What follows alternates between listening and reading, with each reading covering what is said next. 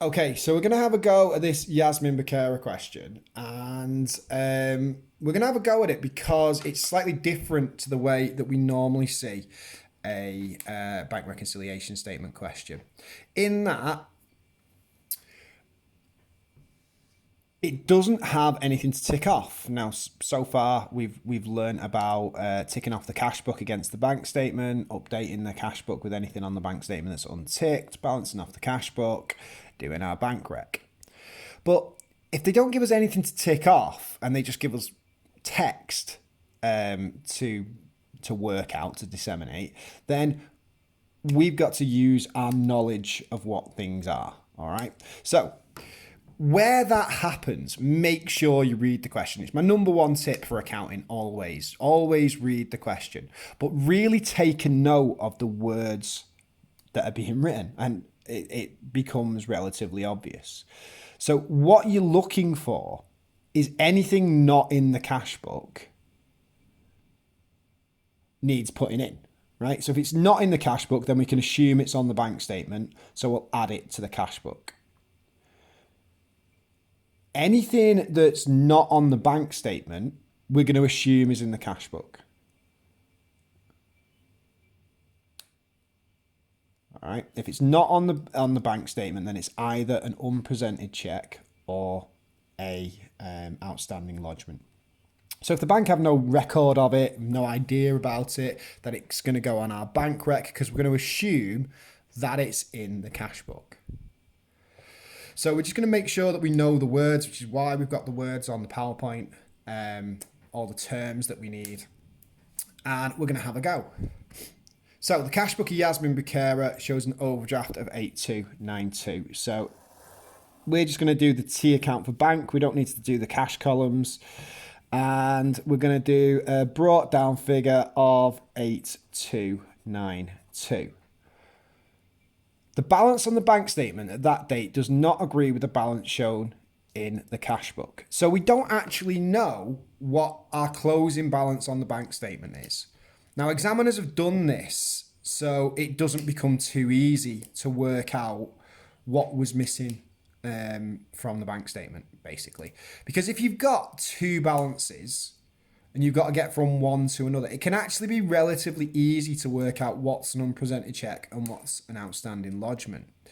So what the examiners sometimes do is not tell you what the balance on the bank statement should be, which makes the question a little bit harder, and you've kind of got to hope that you've got the answer right.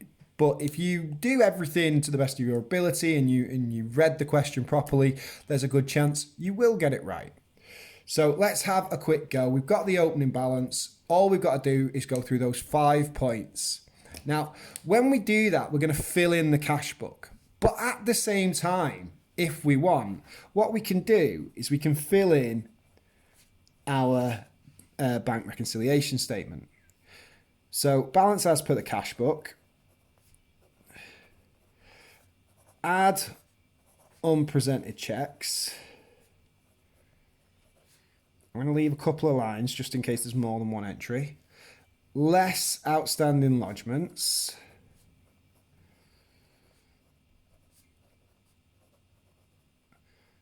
And that will equal balance as per the bank statement. So if we can identify what each piece of information is from the text, then this should become just a case of filling in the blanks.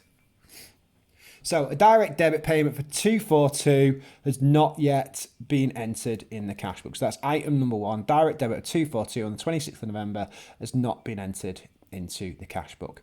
So if it's not in the cash book, it needs put it in, and we're going to assume it's already on the bank statement because it doesn't tell us it's not. So a payment would decrease the bank.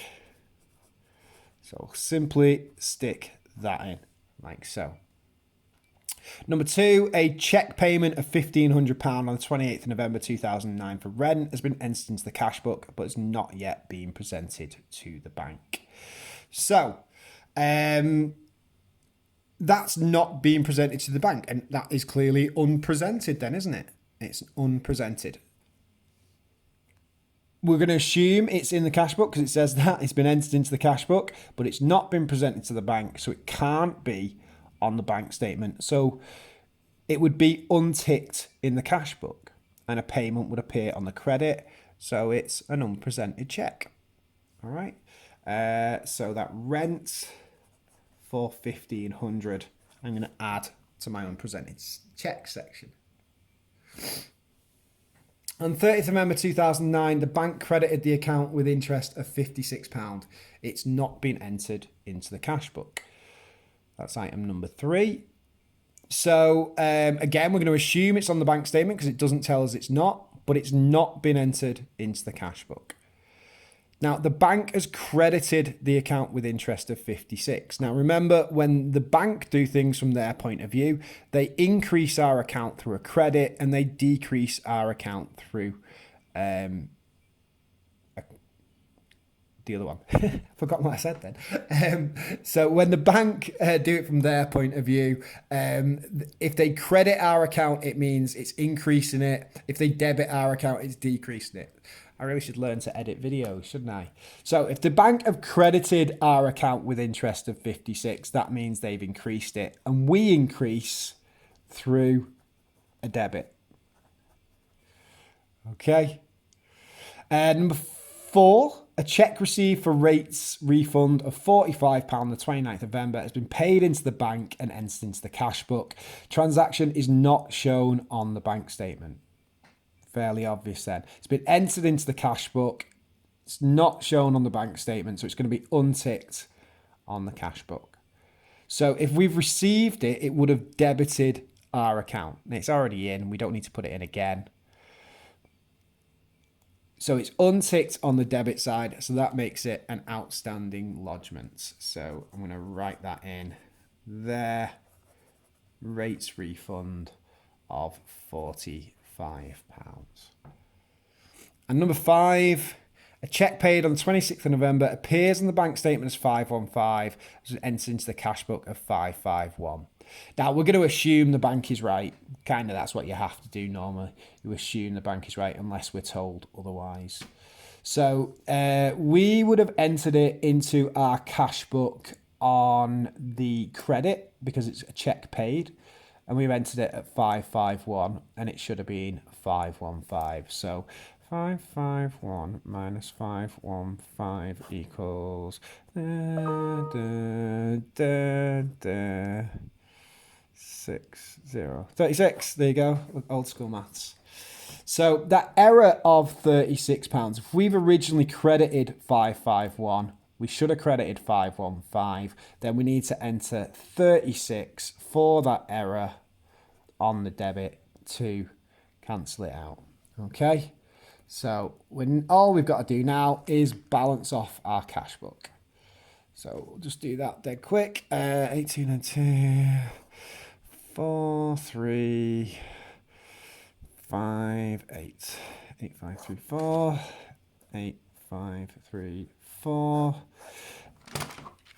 8, 5, 3, 4 minus 56 minus 36 gives me 8442. So my carried down is 8442 to balance both sides, bringing it down underneath the totals on the opposite side. 8442. Let's check you can see. So the balance as per the cash book is minus 8442. It's on the credit side. Our unpresented checks, we've only got the one, the 1,500. Outstanding lodgements, just got the one, the 45. Remember to take that one away. So that balance as per the bank statement, which I should have wrote, can be calculated. So minus 8442 plus 1,500 minus 45 means that our balance as per the bank statement, which we didn't know, we're going to assume it must have been 6987. All right, and that's your answer. So remember that if you're not given a cash book to tick off, then what you need to do is read the question properly and identify whether it appears in the cash book or whether it doesn't appear in the cash book. If it doesn't appear in the cash book, add it in. If it does already appear in the cash book and it states that in the question, then it's either an unpresented cheque or an outstanding lodgement. Okay, see you later.